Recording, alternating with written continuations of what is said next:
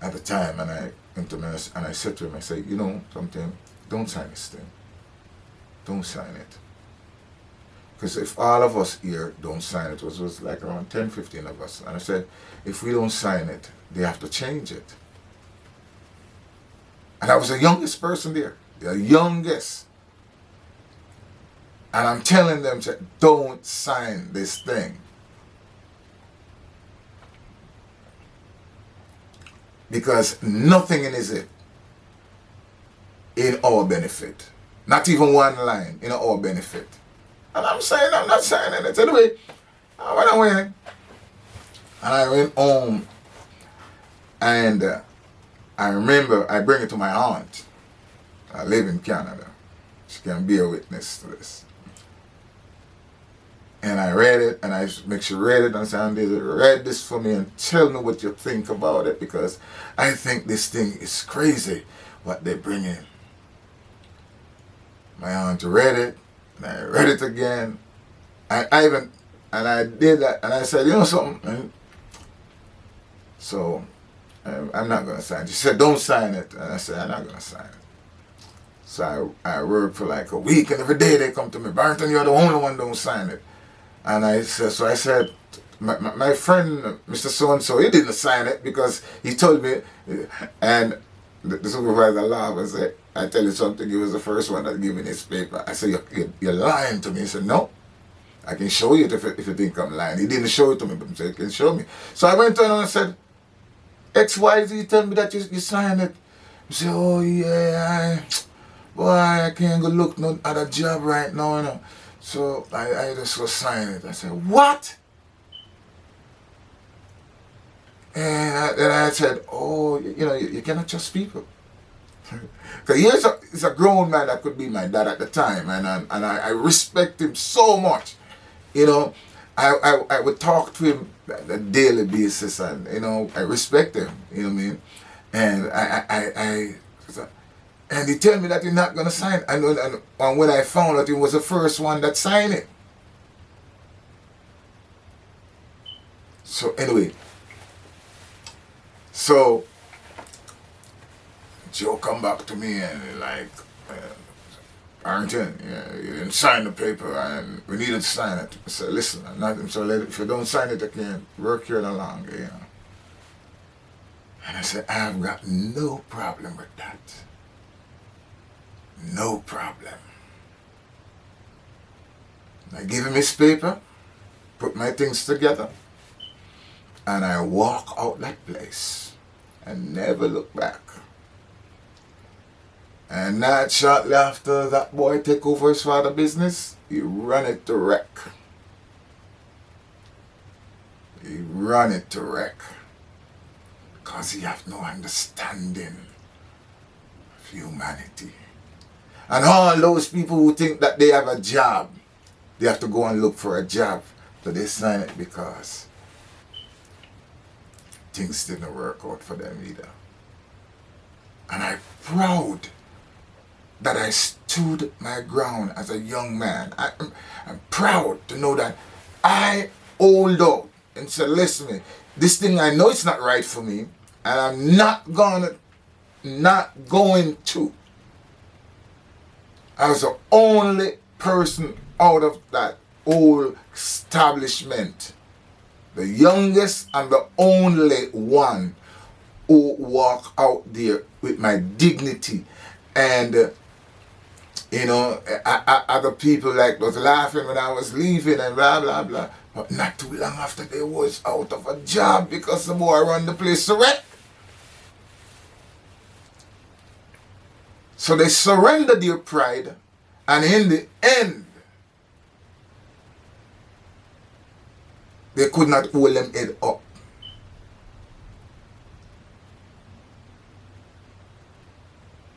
You see, when you have no understanding,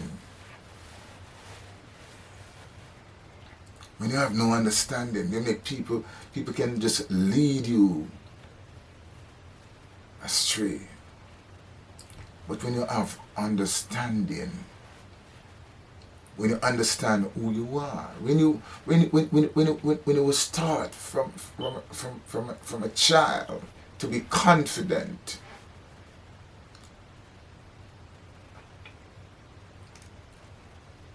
When we were brought up with strong women, I didn't grow up with my biological father, but I grew up with a very loving, nice stepfather. Can't be more better.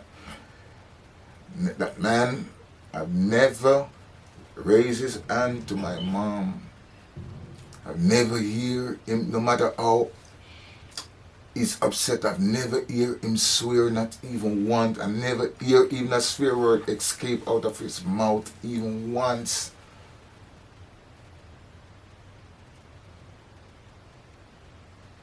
Understand? So my mother was very strong-willed, you know what I mean? Can be strong-willed. And I come from a family that my family always teaches me not to see other people in exploit, and you can do something or say something you don't.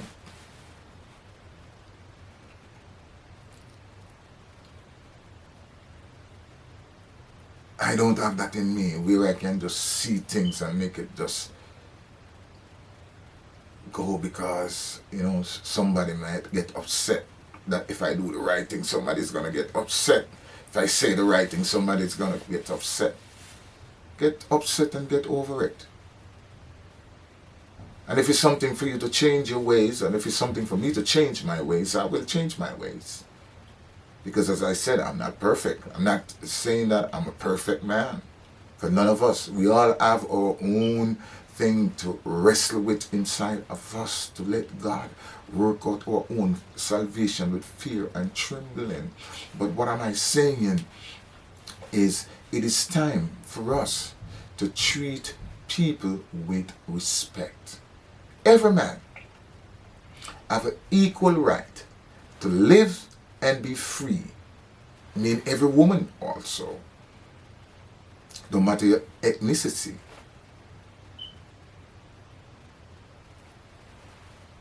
Caribbean people, let us demand of our politicians. African people, let us demand, we here in America, let us demand of our politicians, you know, what we desire for humanity.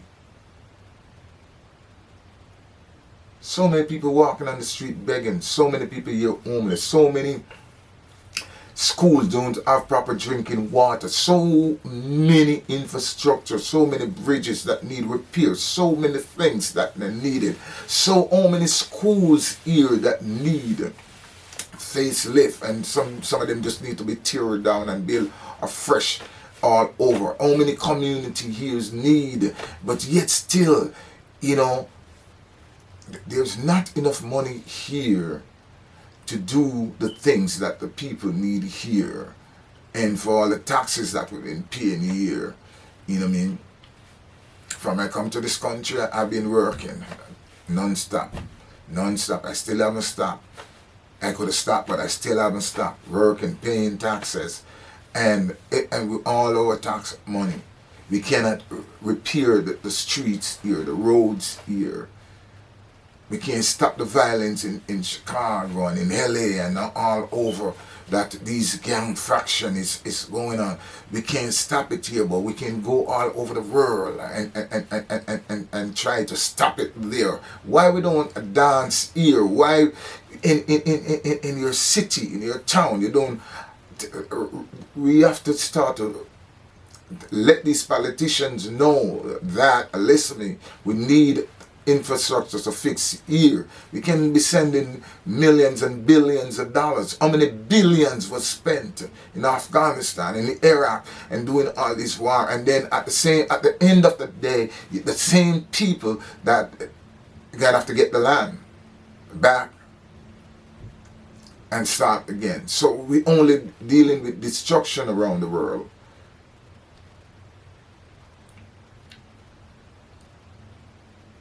No. Let us build, build, and build.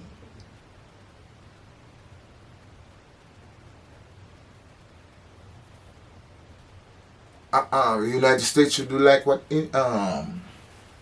China do. Get rid of some of those bases and set up infrastructure like how China going into Africa and setting up and going around the Caribbean, and you criticizing the Chinese going around and trying to help the people and criticizing what the Chinese doing, while you believe this it's military base and drone base and this type of base and this type of ship to surround. Why not help to build infrastructures like the Chinese are doing? But we want to criticize what they are doing while we are doing the total opposite, and nobody to speak truth to power. Going into 2024, people across the globe, especially African people, let's go in with a different mindset, a different perspective. We want to see our people lifestyle improve. Demand of the politicians and the Caribbean. What are you doing to make our lives better? Who's signing the check that's sending the money, and what is the requirement and the criteria, under what grounds you're borrowing this money, how it's going to be paid, what's the pressure is like for you, so that what they want you to do, who you got to kiss up with to get the loan, or what type of loan, or what you're doing, how is it going to be spent.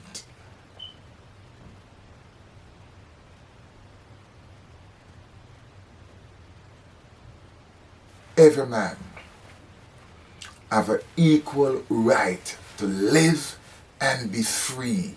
Don't matter what the color, class, or race they may be. The rich getting richer. How about the poor? What can be done for the poor?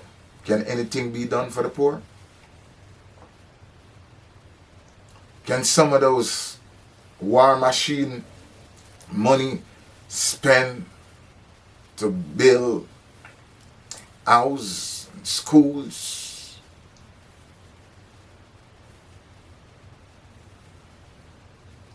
Can we see black men stop going to prison for simple things? Can we see a change in America where the police stop going out and shooting black men and nothing come of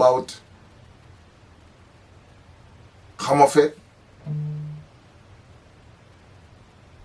Going into 2024, can we see the next election is going to be crucial? The next election is going to be crucial. The next election, I think, going to be one of the most crucial elections since I've been in this country. Seen many different presidents come and go, but I think this one going to be the crucial one that is coming up.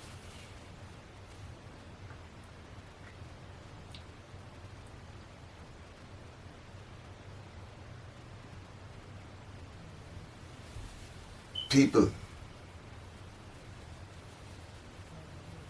know who you're loyal to. Know why you're loyal to them. We need change in the world. Remember, there's no super people. There's no first class people. There's no people that God love more than no people. God love everybody equally. Because if God love one set of people more than he love and they accept, you're telling the world that God is racist and is picking side.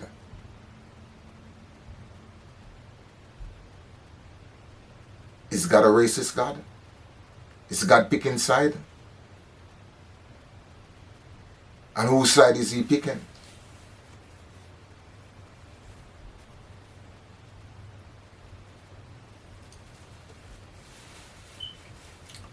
So we want to see Sunday morning become a morning where people repent.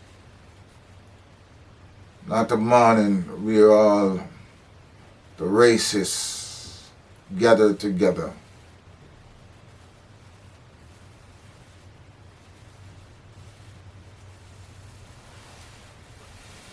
Singing praises and worship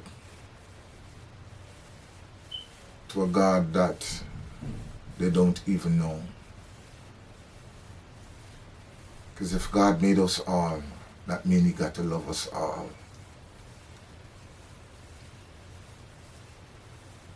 I don't have no favorite child out of my children. To get the love. The one that is in need at the moment is the one that get the attention. Not that that one is more loved than the rest, but the one that is in imminent need, that needs at the moment, that's the one that should get the attention. And let us go into 2024, God willing, with a more loving heart, more kind heart, a more godlike spirit, have the understanding of people and the understanding of God, and put away the brutish mentality. I'm going to be back on the same subject, the brutish mentality of men. The brutish mentality of men.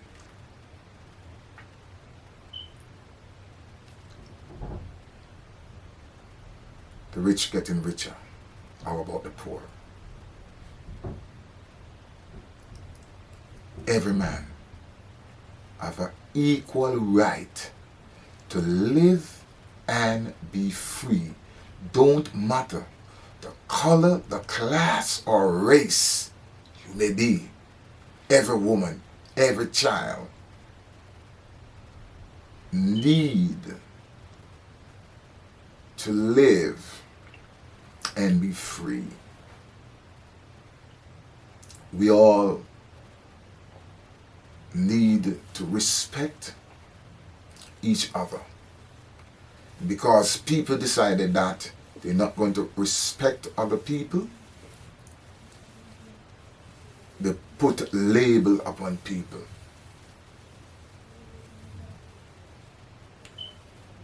Don't put no label on yourself.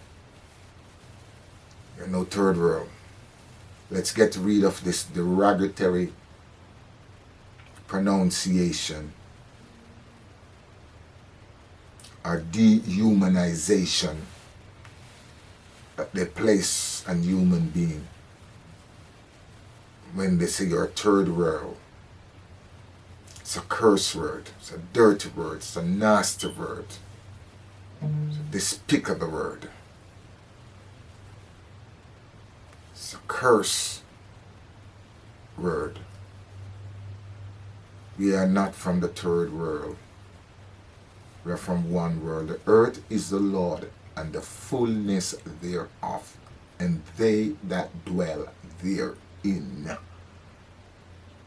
The earth is the Lord and the fullness thereof, and they that dwell therein. No third world around here.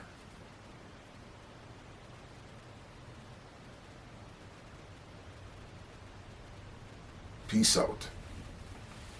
One love. One God, me say. And as I said,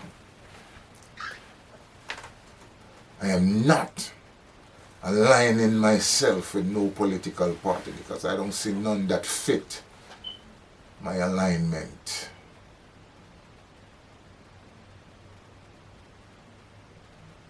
Because the God me say, people me love. Love people. I love every race of people. I love every kind of people. But there's a particular love when I have for my people. You cannot tell me that I should not have a close bond with mine. You have a close with yours. And I'm not saying you shouldn't have a close with yours. But I'm not going to disrespect no human being. So at the same time, I don't expect no one to disrespect me. Because one thing, I believe in give you what you give me.